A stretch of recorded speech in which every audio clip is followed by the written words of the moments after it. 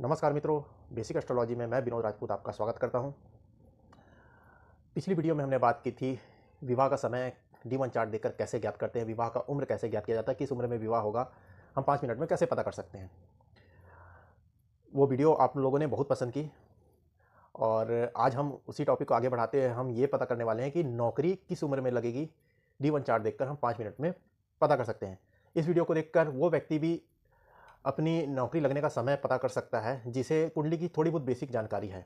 Basic जानकारी मतलब 12 घरों की जानकारी कुंडली के, 9 ग्रहों की जानकारी और 12 राशियों की जानकारी। ठीक है, अगर इतनी जानकारी भी है तो आप आसानी से पता कर सकते हैं, और अगर ये जानकारी नहीं भी है तो मैं जिस ट्रिक से आपको बताऊंगा आप इस वीडियो को ही देख के आसानी से पता कर सकते हैं कि आपका किस उम्र में नौकरी लगने के चांसेस है। ठीक, तो इसके लिए आपको क्या क्या देखने की आवश्यकता पड़ती है। तो सबसे पहले आपको D1 चार्ट, अपनी लग्न चार्ट सामने रखनी होगी। उसमें आपको सबसे पहले देखना होगा लग्नेश की आवश्यकता पड़ेगी। ठीक है, सबसे पहले आपको देखना होगा लग्नेश, लग्नेश की प्लेसमेंट कहाँ है, गोचर में लग्नेश कहाँ गया हुआ है। दूसरा आपको देखना होगा कर्म भाव। ठीक है, कर्म भाव जिसे 10वां भाव कहते हैं। ठीक है, और इसके लॉर्ड को कहते हैं कर्मेश। ठीक है, और इसके बाद हमको देखना होगा 11 भाव मतलब लाभ भाव। पहला लग्नेश की स्थिति देखनी होगी, 10वां भाव कर्म भाव और लाभ भाव, ये 3 चीज़ को हमको देखना होगा। ठीक है, और उसके बाद हमको देखना होगा गुरु का गोचर। ठीक है, गुरु का गोचर जैसे हमने पिछली वीडियो में विवाह के समय के लिए गुरु का गोचर देखा था, उसी प्रकार नौकरी लगने के लिए हम गुरु के गोचर को देखते हैं। अब गुरु के गोचर को ही क्यों देखते हैं, तो पहला गुरु सबसे शुभ ग्रह माना गया है कुंडली में, और गुरु की दृष्टि को अमृत माना गया है। गुरु जहां भी दृष्टि डालता है उस भाव को मल्टीप्लाई करता है। मतलब अगर गुरु किसी भी भाव में बैठा है, जैसे कि यहाँ बैठा 8वें भाव में बैठकर गुरु धन भाव को देख रहा होगा तो धन को मल्टीप्लाई करेगा। मतलब गुरु में ये गुण है, गुरु जहां भी दृष्टि डालता है उस चीज को बढ़ाता है। ठीक है, उस भाव के कारकत्व को बढ़ा देता है। जैसे जिस भी चीज का कारकत्व सुख भाव में देखा तो सुख में वृद्धि करेगा, ये वृद्धि का कारक है। ठीक है, जहां भी दृष्टि डालेगा वृद्धि करेगा, मल्टीप्लाई करेगा, प्लस करेगा उस चीज को। ठीक है, तो ये गुरु में खासियत है। जैसे कि शनि है, शनि क्या करता है, शनि जहां भी दृष्टि डालता है, शनि की दृष्टि शनि जिस भाव में बैठता है उससे ज़्यादा शनि की दृष्टि नेगेटिव रिजल्ट देती है।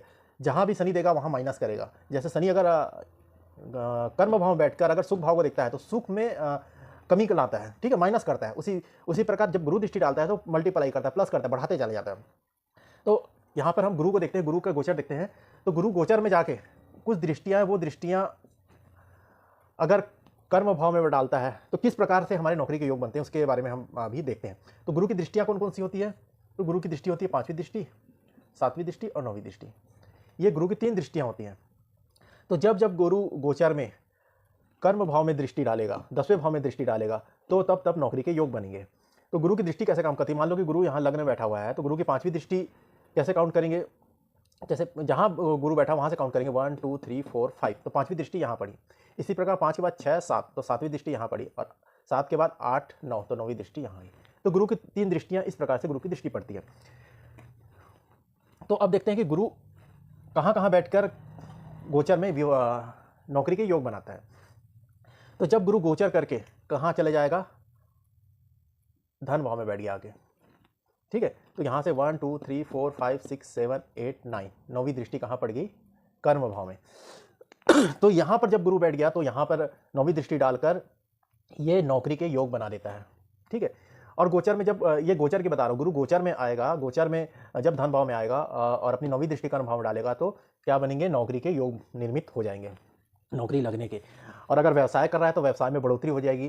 ठीक है, व्यवसाय में नए नए ब्रांच, जैसे कोई रोजगार है तो रोजगार में नए नए ब्रांच बनने के योग होंगे, लाभ अधिक मिलने लगेगा। ठीक है, तो ये योग क्या है, गुरु निर्मित करता है।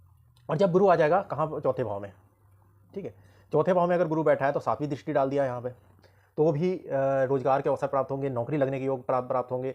ठीक है, रोजगार में वृद्धि होगी।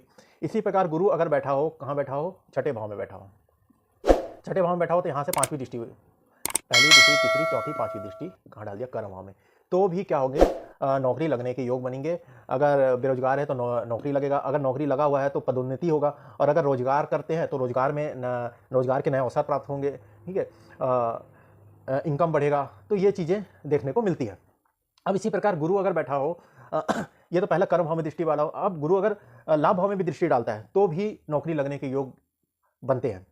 लाभ भाव में दृष्टि कहाँ से बैठ के डालेगा? अगर गुरु बैठा हो यहाँ पे, गुरु आ गया तीसरे भाव में, गुरु तीसरे भाव में आ गया तो नौवीं दृष्टि डाल दिया लाभ भाव में। नौवीं दृष्टि लाभ भाव में डाला हो, क्या होगा? जैसे कि मैंने गुरु की प्रॉपर्टी बताई थी, गुरु क्या वृद्धि करता है, बढ़ाता है। तो गुरु यहाँ दृष्टि डालेगा तो लाभ को बढ़ा देगा, लाभ बढ़ाएगा तो लाभ कब बढ़ेगा? बेरोजगार है तो लाभ तो बढ़ेगा नहीं, तो वहाँ पे क्या होगा? उसके नौकरी लगने के योग बनेंगे, नौकरी लगेगा, उसके बाद इनकम आना स्टार्ट हो जाएगी, लाभ मिलना चालू हो जाएगा। अगर व्यवसाय कर रहा है तो व्यवसाय में बढ़ोतरी हो जाएगी, क्योंकि लाभ बढ़ना है, लाभ तभी बढ़ेगा जब उसके व्यवसाय में अच्छे इनकम, व्यवसाय अच्छा चलने लगेगा, ठीक है, तो ही प्रॉफिट गेन करेगा, ठीक है। तो ये चीज़ गुरु करता है।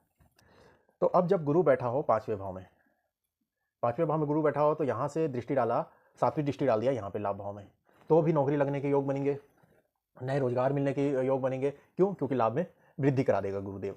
अब गुरुदेव बैठा हो, कहाँ बैठा हो? सातवें भाव में।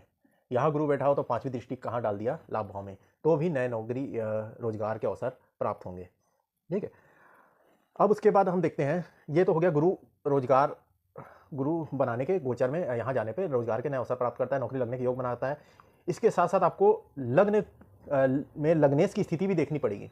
अगर लग्नेश गोचर में किसी भी बुरे ग्रह के साथ चला जाता है, जैसे कि लग्नेश चला गया शनि के साथ, राहु के साथ, ठीक है, तो यहाँ पे क्या होगा? जो गुरु के द्वारा जो रोजगार के अवसर प्राप्त होंगे, परंतु लग्नेश ही पीड़ित हो गया तो वो अवसर आपको नहीं मिलेगा। वहाँ आप वहाँ आप अगर देख के बोलेंगे कि गोचर में मेरी दृष्टि तो है पर मुझे अभी भी नौकरी प्राप्त नहीं हो रहा है, तो आपको उस चीज़ को भी देखना होगा कि आपके लग्नेश की क्या स्थिति है। लग्नेश किसी बुरे ग्रह के साथ है या फिर बुरे घर में जाके बैठ गया है, तो भी आपको वहाँ पे नौकरी लगने के योग जो निर्मित हो रहे हैं वो नौकरी लगने के योग नहीं बनेंगे, क्योंकि वहाँ पर आपका लग्नेश ही पीड़ित हो गया गोचर में, ठीक है। तो ये भी देखने वाली चीज़ें होती हैं। दूसरा, अगर लग्नेश जाके बैठ गया छठे भाव में गोचर में, तो यहाँ पर परिवर्तन, मैंने जैसे लिखा हुआ है परिवर्तन, मतलब यहाँ पे नौकरी, आपका नौकरी छूटने के योग निर्मित हो जाते हैं, वहाँ पर आपकी नौकरी जाने के योग निर्मित हो जाते हैं। जब गोचर में लग्नेश कहाँ चले जाता है? आठवें भाव में।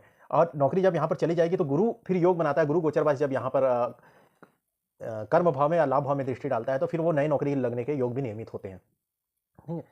तो ये जानकारी मैंने आपको दी कि नौकरी गुरु की गोचर से कैसे पता कर सकते हैं कि हमारी नौकरी कब लगेगी।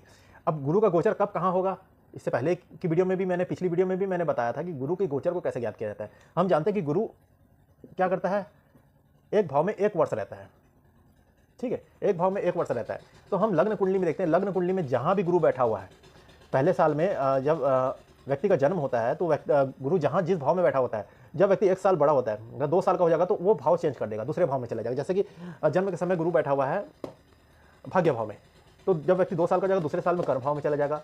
इसी प्रकार हर साल गुरु अपना एक भाव चेंज करता रहता है। तो जब यहाँ बैठा हुआ है गुरु, और व्यक्ति अगर 12 साल का हो गया तो गुरु वापस गोचर करके 12वें साल में यहाँ आ जाएगा, ठीक है। और 12 के बाद जब 13 साल का हो गया तो 1 साल ऐसे बढ़ता चला जाएगा। तो हम लग्न कुंडली से काउंट कर सकते हैं कि हमारा जितनी आपकी उम्र चल रही है उसी हिसाब से आप गुरु गोचर में किस भाव में आ चुका है, आप लग्न से ही देख के वो पता कर सकते हैं। तो ये छोटी सी जानकारी मैं आपके लिए लेके आया था। आशा करता हूँ कि आपको समझ आ गई होगी।